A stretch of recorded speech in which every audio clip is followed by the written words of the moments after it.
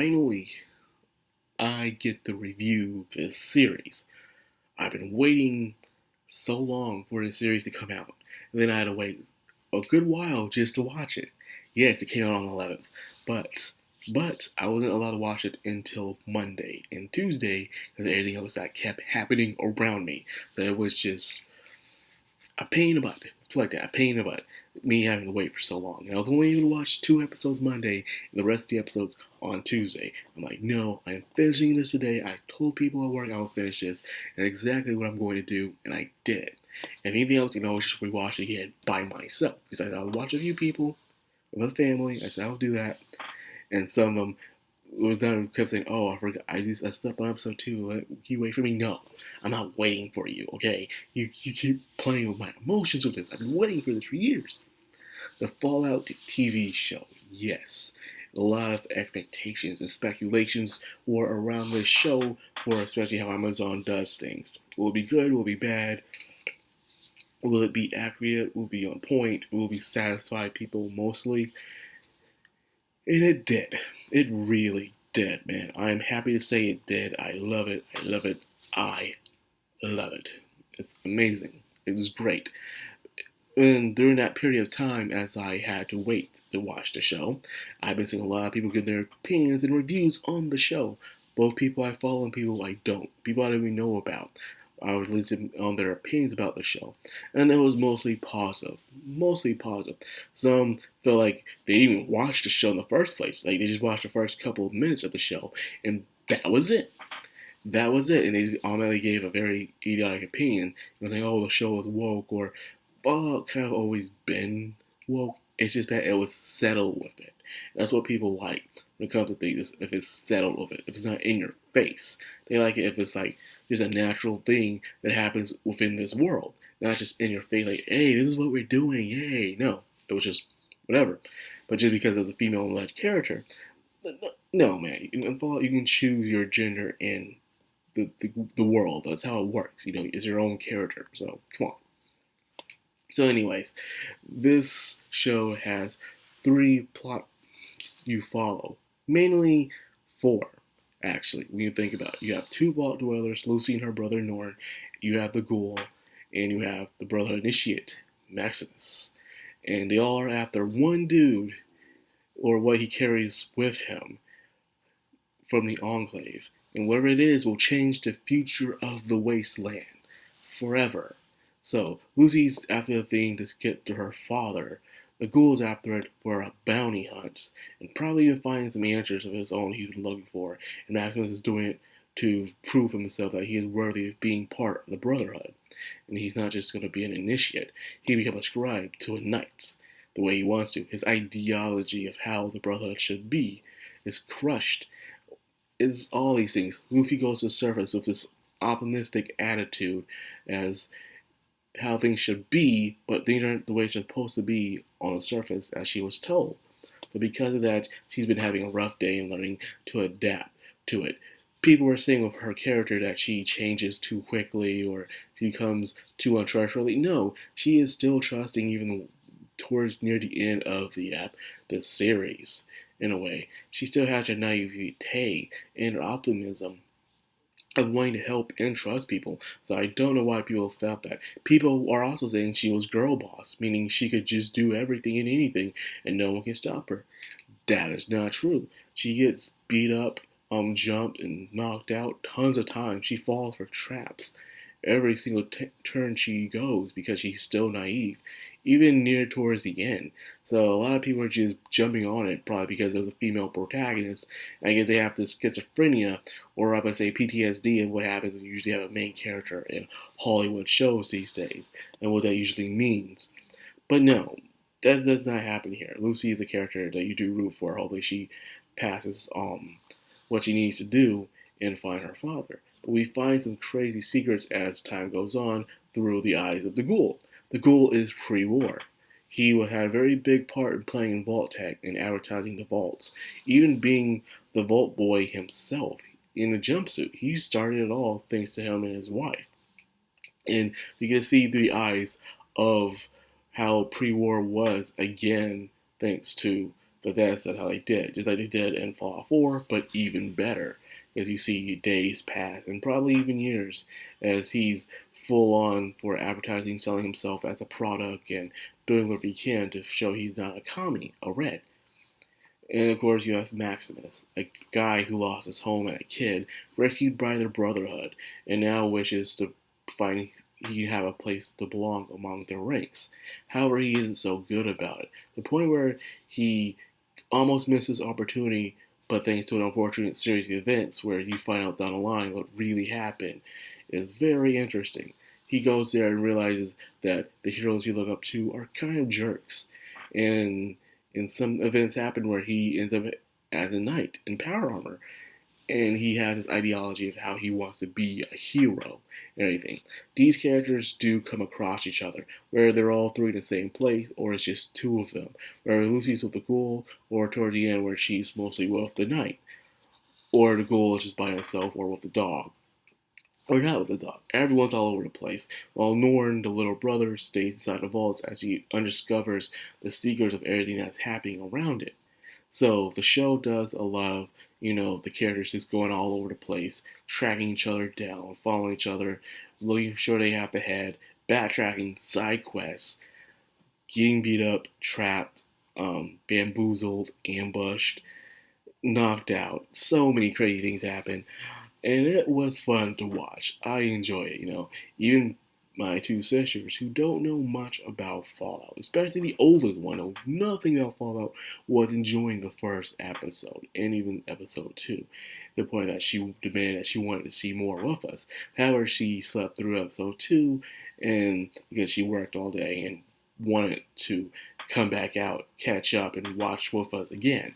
And the second oldest one, she knows a little bit about Fallout for things I told her, and she even went to New Vegas Day with me, so she knows a little about it, and she is very interested within the lore and how things work with the customs. So everyone else was enjoying Fallout. Even people who knew barely nothing about Fallout was enjoying the show. So they passed what they wanted to do originally, was to not make the show just for the fans, make the show for also the public, the masses. Will they enjoy it too? Absolutely. The violence, the humor, the gore, the story, it's all worth to see it at the end. Very nice. So good job on that, guys. Tons of action, bloody messes, sexual content, um, good plot twists and secrets, and it was nice. And because of that, I will give it an 8 out of 10. An 8 out of 10. I kind of wish it could have been 2 episodes more for a satisfactory, for the streaming service, always got to be 8 episodes all the time. But I think it would have been more satisfactory if it was 10 episodes. So towards the end, it can have that nice stretch where it can able to breathe and feel like it's not rushing things thoroughly towards the end. It's not rushing. It's doing things at its own pace, as I would like to say. That would have been nice. Now, that being said, let's also talk about other things that also happened within the show. Um, let's start off with Lucy. Lucy, like I said, ignorant character. She's very talented. She has this mindset of that she has to, repopulate the surface. So she's constantly trying to, she's okay of getting down with other guys and um, does things more of the logic that she was born in, the can-do attitude. But as time goes on, no matter how hard she tries to help people, things seems to go south. Even when she thinks she's helping people, she could be making things worse, but she want to know herself. It just keeps happening to her. Even towards the end, where everything, her entire world shatters, even after discovering the truth with her father and what happened, it's crazy. Then you have Maximus, like I said before, who's trying to prove himself, who feel like he has to be a certain way of how he was treated by his knight, because he got his own scribe, but realized he didn't need to be that way. And then as he traveled with Lucy, he felt more of his humanity, of how there's more to life than just a brotherhood. To the point that the kind of, rush romance, like I said, it needed 2 more episodes for this thing to really simmer down. Was kind of rushed, but it happens. Maybe life is just too short up there in the wasteland, so you get a follow people quickly. Who knows? But yeah, but Master's does have character development. A lot of people say he doesn't have any character development, but he really does. Because he has this very ignorant viewpoint on the Brotherhood, and that's all there is to it. And realizes all he really wanted was a home, a place to belong, someone that he see eye to eye with. And Lucy brought that with him, showing him humanity, showing him that there's more to life than just the Brotherhood. She did that for him. And even towards the end, he wanted to go back to help Lucy and even save her. But he did go back to her, and now he's in a situation. Maximus has the ultimate luck, where it looks like he's not lucky, but he is lucky because he always seems to be in the right place at the right time when things happen. It does work out for him, whether he did the work or not, or whether he earns the credit or not. That's how it seems with his character. He's definitely has some high luck on there, whether he realizes it or not. Very good. Now let's talk about the Ghoul. The Ghoul, how is a dude is a total badass. Everyone loves the Ghoul. The Ghoul's amazing. He was pre-war. He was married to a woman who had high up standing in Vault-Tec, advertising the vaults as the Vault-Tec was just buying out all the companies and people, whether it's voices or their acting skills, the music, where it may be, to get the vaults established. And they were having people buy these vaults, but it was a big investment. But what's the point of the vaults if no one's going to use them? How can they make their money back? Well, by making sure people will use the vaults. But that's exactly what happened. So we discovered that, he's there watching everything, listening to everything happening down. He doesn't believe it at first, because if you believe this kind of thing, you're considered a communist, a red and stuff, and you'll lose your job and all that stuff. And if you ask me, that stuff's kind of happening right now in our society, where if you say these certain things or have a certain ideology, you'll lose your job and you'll be blacklisted from companies and stuff because your ideology is different from the masses. It's kind of happening right now in real life when you think about it. But anyways, um, he slowly discovers the truth and what's happening, and I guess he divorces his wife. It's the reason why he's attending birthday parties, because they just labeled him a red, uh, a communist sympathizer, and now he has to make up that money, the alimony that he has to do, which they showed in the beginning. Nice little detail there. You also see some other Easter eggs, like how the voice of the Mr. Handybots came to be, which is very interesting. How the Vault Boy does his thumbs up, and how the colors for Vault-Tec happens. Everything happens pretty much of him, and he was there around those higher ups and stuff. And then hearing what's going on within the meetings, you saw Mr. House, you saw the West Tech, you saw St. Clair was representing Big Mountain. Now, reason why St. Clair was there representing Big Mountain, because remember, one of the heads of Big Mountain wanted nothing to do with Mr. House. He couldn't stand Mr. House. So because they said, hey, we're doing all this for you, you go in our place, okay? You represent Big Mountain, because usually St. Clair is more for the CL or Mondre. My only nitpick with that is that it was the way he looked, Sinclair. He didn't look the way he's supposed to look, as we see in the pictures. Sinclair had a mustache, and he wasn't as tall and stuff. Instead, they made him a fat, bald man instead, which made no sense. Like, you got Mr. House right and stuff. You even had West Tech. I think I said West Tech. Retcon. Retcon, the one that did Helios 1 and stuff. I kind of wish they had Poseidon there, or even what else is there that they had? Dr. Stanislaus Braun, the one who helped out with the Vault experiments. So what we found out with the Vaults is that their reason of doing things was to see whose ideology of civilization will last first. So they're investing to restart the surface, making sure the slate is clean, but things didn't work out that way. Their ideology of how things should work didn't work. And I guess a lot of people were upset about that, because Tim King had an interview some months ago last year where he was interviewing TKS Mantis, and he was saying that, kind of slept out, saying that China were the ones to drop the bombs first and stuff. And that's what happened. So what Vault-Tec did, once again, was kind of a retcon that people didn't like, because it wasn't supposed to be about the corporations. It was supposed to be about just war itself, and not really knowing who really did, but China. Then also the thing with what else I was going to say? The reason for vaults was also for testing for spaceship. The Enclave also had a part in buying out Vault-Tec to create a spaceship and vaults for experiments to see how people survive from the pressures of space as well.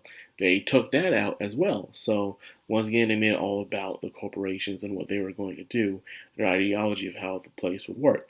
It's just weird how Mr. House would want to destroy all of things, having bombs land where Vegas is, by the way, and him creating systems. Like, if he knew where the bombs were going to drop, he would have wanted to, not have the bombs drop where he is. He would have time already to get things prepared to stop the bomb from falling. So that's why the retcon just doesn't work. And there I can see why people were upset about that. Or even the part about the vaults 31 through 33. They were very close around that area, in Los Angeles. So the Boneyard and stuff. So wouldn't it make sense that the master from Fallout 1 knew about these vaults, would try to infiltrate these vaults? Once again, another thing people are pointing out that it doesn't make any sense. And also with the ghouls. The ghouls, however, the thing I have to say about the ghouls is that the serum thing, I'm not sure about really.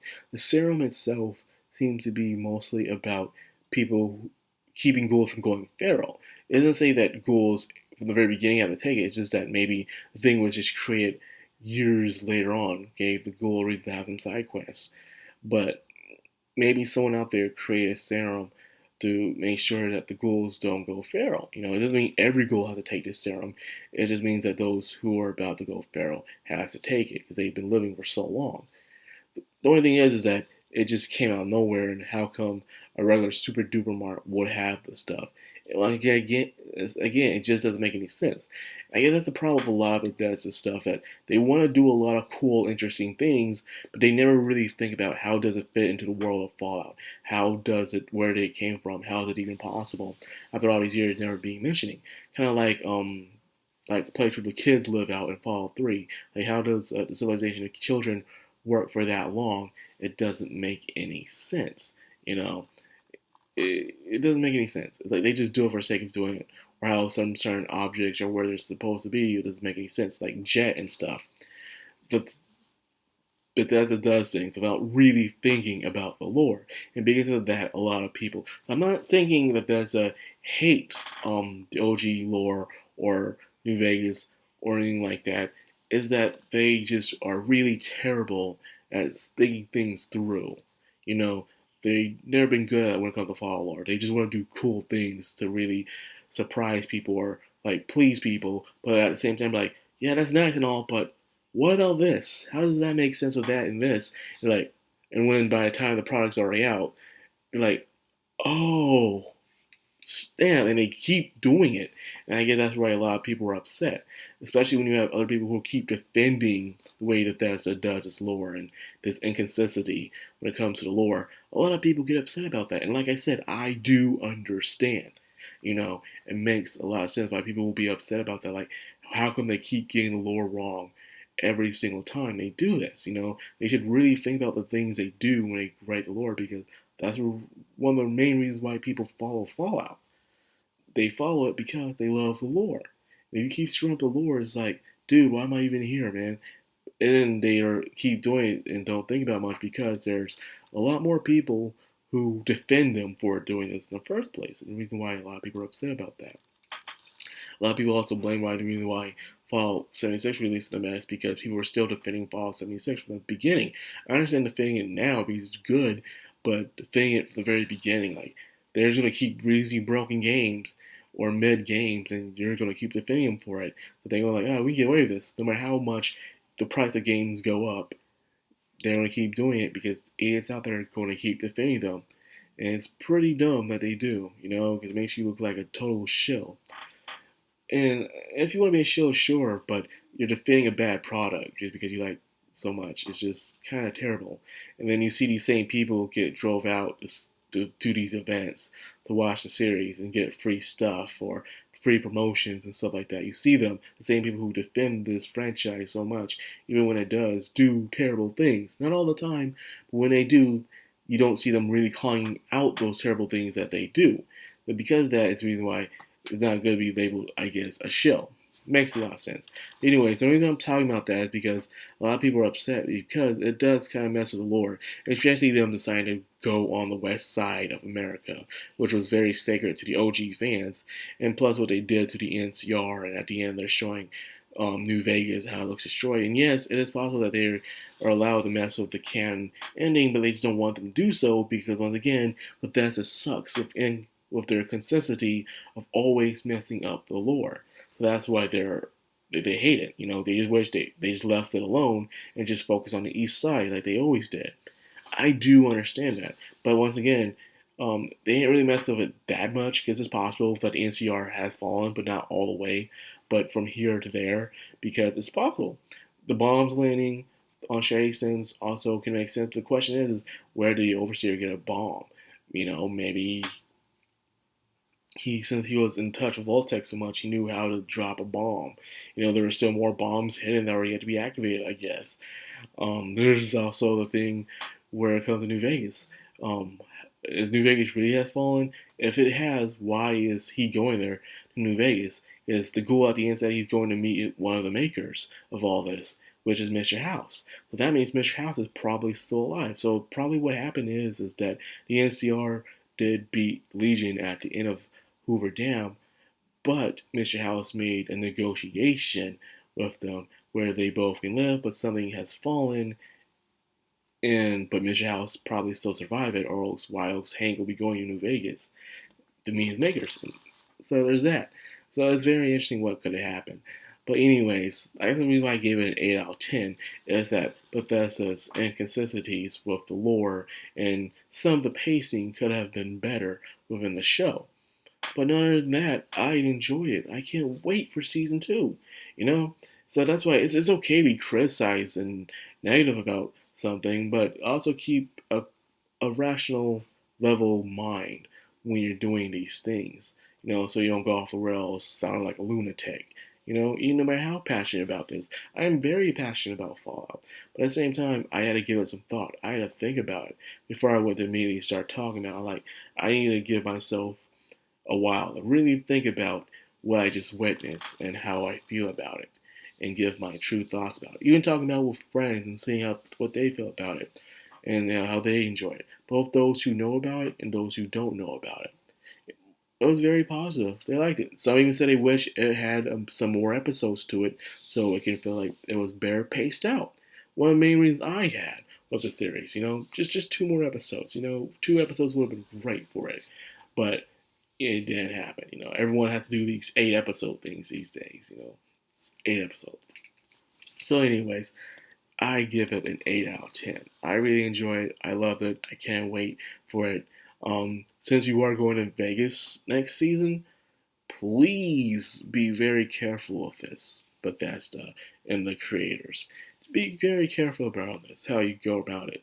Of course, they can do whatever they want because they can change the lore to how it is, but at least show some respect towards the lore of it and think things thoroughly next time when you have the things you want to put into the lore of it, because this is canon after all, as they said. So that's why people are very critical about it, is because you gotta think these things through sometimes. Give it some thought, is all I'm saying. But other than that, I loved it. I enjoyed it. I bought me some shirts. I got me the Arizona energy drinks, the Nuka-Colas, the coffee. I even pre-ordered 3 of the statues and also doing a down payment on the Nuka-Cola Power Armor set. Yeah, I even got the Pip-Boy too on the way. So yeah, I merged myself out. So anyways, like that's this video.